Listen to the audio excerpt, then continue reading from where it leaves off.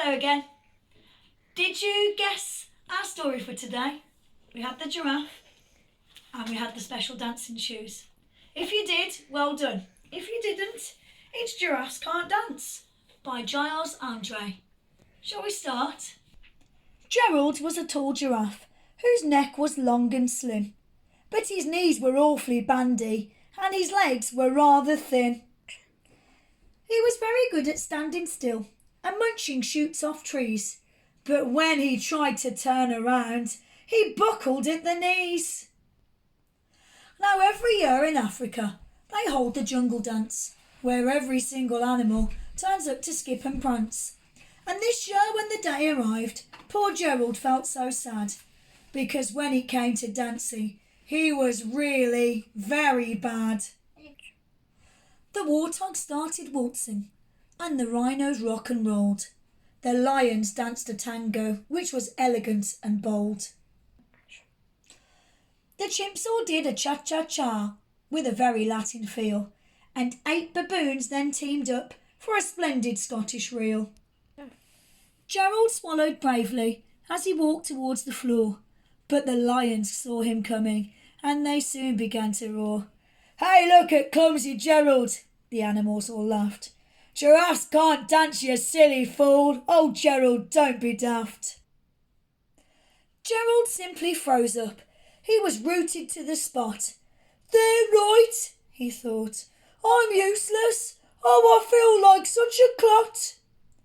So he crept off from the dance floor and he started walking home. He'd never felt so sad before, so sad and so alone. Then he found a little clearing and he looked up at the sky. "The moon can be so beautiful," he whispered with a sigh. "Excuse me," coughed a cricket, who'd seen Gerald earlier on. "But sometimes when you're different, you just need a different song.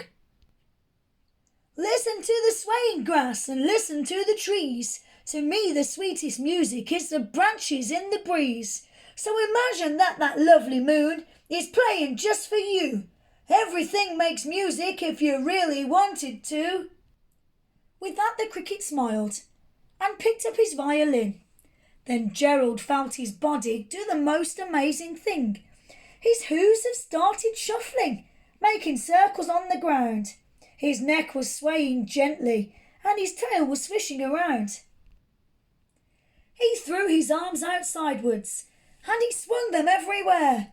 Then he did a backward somersault and leapt up in the air.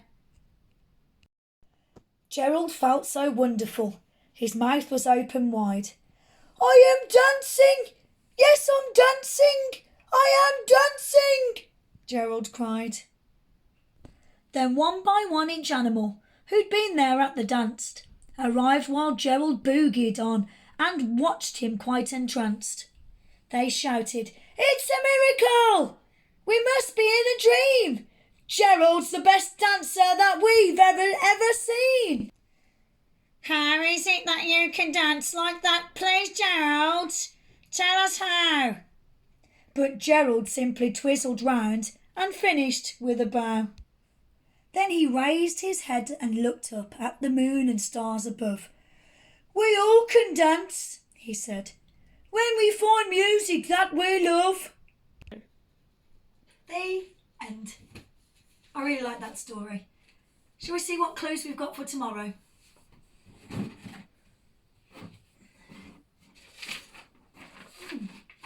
The word tiger.